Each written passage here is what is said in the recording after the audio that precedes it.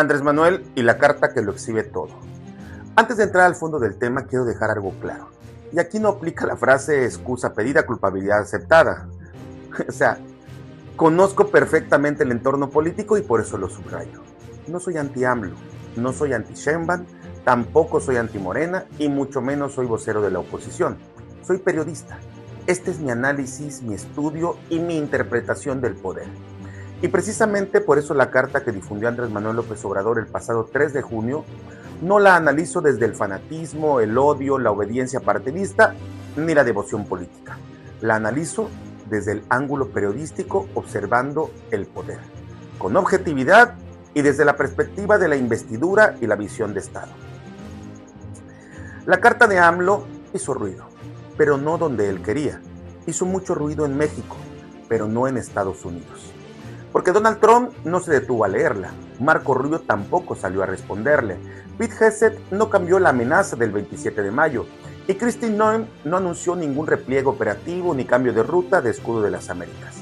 Ningún operador central del poder estadounidense convirtió esa carta en tema mayor.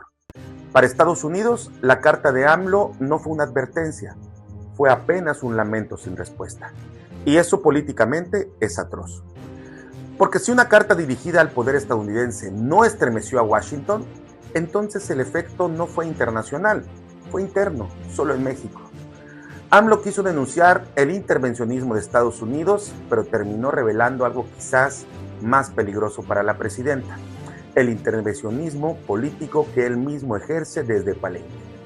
Porque si México tiene presidenta, gabinete, cancillería, congreso, gobernadores, mayoría legislativa y una arquitectura judicial nacida bajo la lógica del partido Morena, ¿por qué tuvo que salir Andrés Manuel López Obrador? ¿Por qué un expresidente que prometió retirarse, leer, escribir y alejarse de la política tuvo que aparecer nuevamente para defender a Sheinbaum y a México? Ni nos vamos a estar escuchando, al menos en mi caso, pues ya no voy a estar escuchando, viendo nada que tenga que ver con política, ahora porque es una responsabilidad estar informado, tengo que estar informado de todo, pero ya no, como me voy a jubilar. Para muchos analistas, la carta de AMLO no muestra a una presidenta fortalecida por su antecesor, muestra a una presidenta que transita en el poder bajo tutela. Esa es la primera clave. Y es que en una obvia interpretación entre líneas, la carta dice en los hechos, yo sigo siendo el poder moral del movimiento, el puente posible con Trump y el que entiende el tablero político. Eso puede causar furor y emocionar a los fieles de AMLO, sí, pero en esencia debilita al régimen mexicano. La carta no debe leerse solamente como una defensa de México. Debe leerse como un acto de poder. Y todo acto de poder conlleva preguntas. ¿Quién se lo pidió? ¿Se lo pidió Sheinbaum? ¿Lo consultó con el Gabinete Federal? ¿Con la Cancillería Mexicana? ¿Con los líderes del Congreso? ¿Con la Suprema Corte? ¿Con Morena? ¿Con sus gobernadores que colocó antes de salir de su mandato? ¿Con quién cabildeó? Porque aquí hay dos escenarios evidentes y los dos son graves. Si se lo pidieron, entonces el mensaje al mundo es devastador.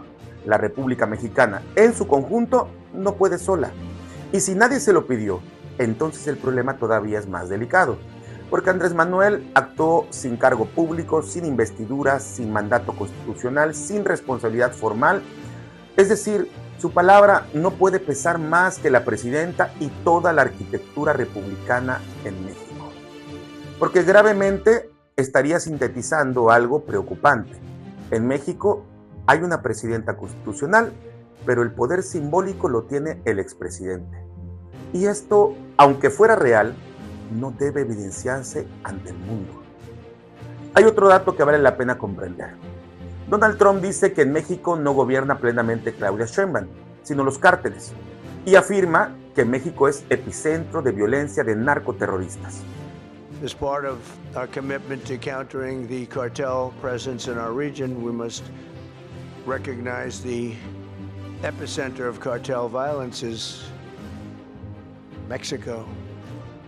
The Mexican cartels are fueling an orchestrating much of the bloodshed and chaos in this hemisphere, and the United States government will do whatever is necessary to defend our national security and to protect the safety of the American people. No, look, it's coming through Mexico.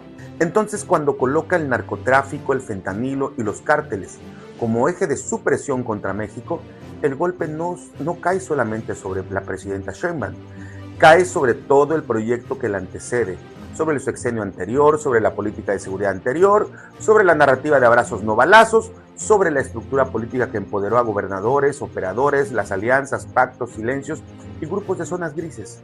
Y esa herencia tiene un dueño, se llama Andrés Manuel López Obrador. Entonces, es obvio entender que tal vez AMLO, con su carta, no salió únicamente a defender a Sheinbaum y a México, salió a defenderse a sí mismo.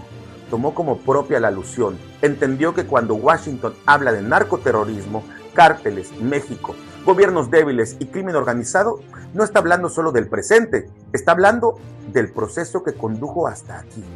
Y si AMLO siente que las amenazas de Washington apuntan también a su legado, entonces su carta no es solo defensa nacional, es defensa personal. Y ahí está el punto. Ahora vayamos a otro dilema sobre la carta de AMLO del pasado 3 de junio.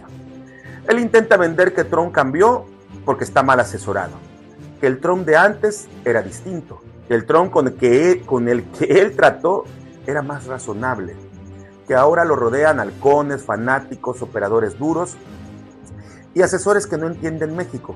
Esa tesis es un tanto engañosa como exagerada. Trump no cambió por malos asesores. Trump cambió y llegó a esta nueva etapa de gobierno con otra doctrina. Llegó con otros operadores porque tiene otras políticas. No es un Trump mal aconsejado, es un Trump mejor armado para una política más dura.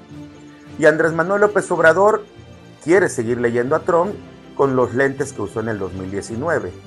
Ese Trump del que habla AMLO ya no existe, evolucionó.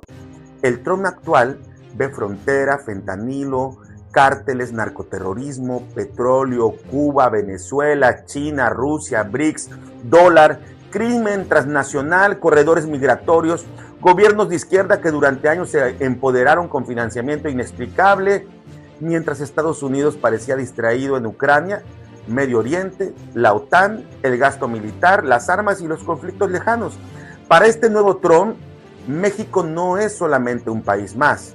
México es la frontera sur del poder estadounidense, corredor migratorio, paso del fentanilo, vecino industrial, socio comercial, la puerta de Centroamérica, la plataforma energética. Es el país que si se inclina demasiado hacia un bloque antiestadounidense, no altera solo la diplomacia, altera la seguridad nacional de Estados Unidos. Por eso López Obrador no está entendiendo o no quiere aceptar que el cambio no es el temperamento de Trump, el cambio es la doctrina de Estados Unidos de América.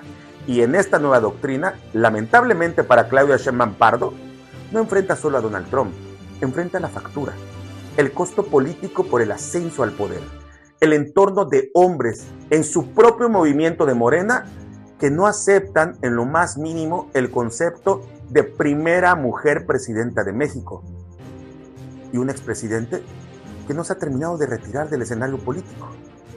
Y vale la pena hacer historia.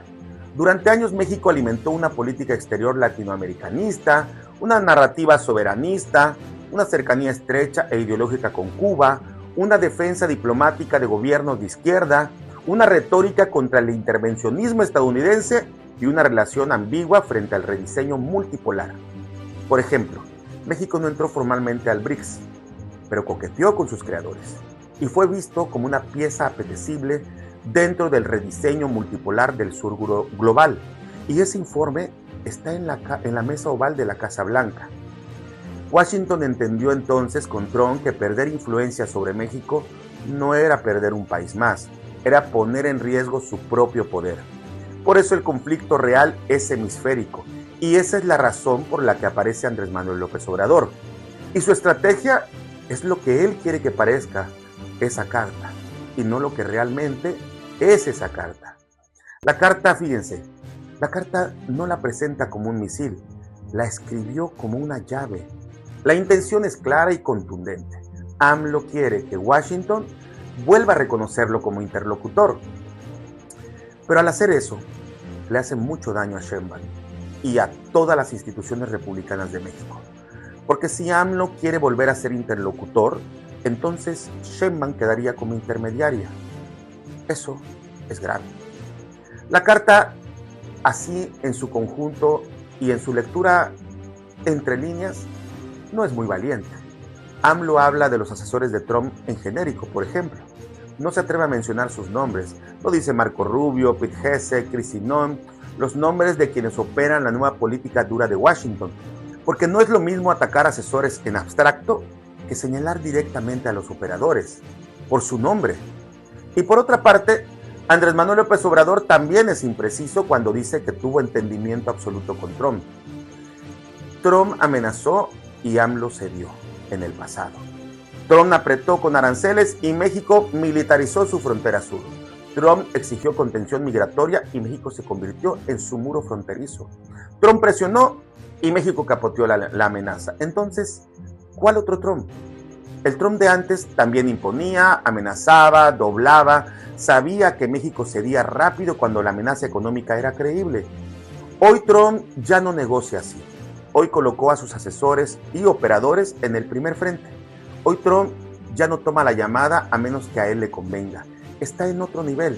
Es inaccesible, más duro, más presidencial, más imperial. Por eso la carta de AMLO es también una confesión de impotencia. Ya no puede negociar como antes. La tesis dicta que Donald Trump golpea a México desde afuera, pero AMLO vulnera la política mexicana desde adentro. Trump amenaza al gobierno mexicano, pero AMLO le quita autoridad a la presidenta de México. Esa es la imagen mundial. Una presidenta constitucional con un poder heredado, compartido y vigilado. Porque lo que México vive no es solo una presión externa, vive un intervencionismo político interno. La clase política sabe que en el viejo régimen priista, los expresidentes se iban. Entendían una regla elemental del poder mexicano. El presidente en turno no podía sentirse intervenido por el expresidente. Eso también lo sabe AMLO. Por eso al final de su gobierno prometió retirarse. Dijo que leería, que escribiría, que se alejaría de la política, que no intervendría. Y entonces sonó prudente, inteligente y muy responsable. Ella, la política o la práctica política la abandono, la dejo, me jubilo de eso y me dedico a estudiar. No obstante, la realidad ha sido otra. No se ha ido, nunca se fue realmente. Sigue siendo centro simbólico, oráculo, sombra, tutor, punto de consulta, presión, alineamiento y corrección. Esa permanencia deteriora toda la estabilidad política. Incluso en la alianza Morena Verde PT ya se han visto tensiones, resistencias y rebeldías frente a líneas presidenciales de Sheinbaum y sus decisiones políticas rumbo al 2027 y 2030. Ese es el punto más delicado de esa carta. La imposibilidad de Sheinbaum de convertirse en presidenta total mientras AMLO siga apareciendo como presidente moral. Porque si en cada crisis necesitan que AMLO salga a hablar, entonces Morena no construyó un régimen institucional, construyó una religión política. Esto es Juicios del Poder con Jonathan Estrella Internacional para Escudo de las Américas desde El Salvador. Aquí analizamos el poder sin permiso.